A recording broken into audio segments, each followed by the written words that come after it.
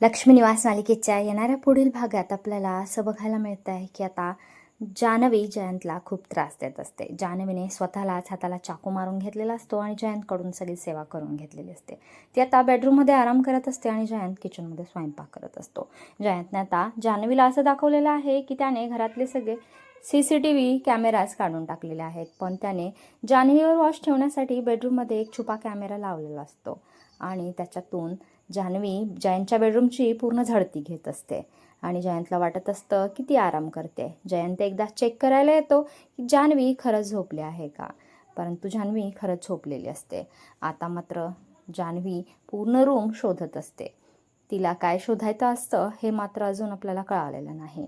आता थोड्याच वेळामध्ये जान्हवी विश्वाला कॉल करते. तिला विश्वाशी खूप महत्त्वाचं बोलायचं असतं, पण विश्वा कॉल उचलत नाही. आता जेवण रेडी झाल्यावर जयंत जान्हवीला जेवायला बोलावतो.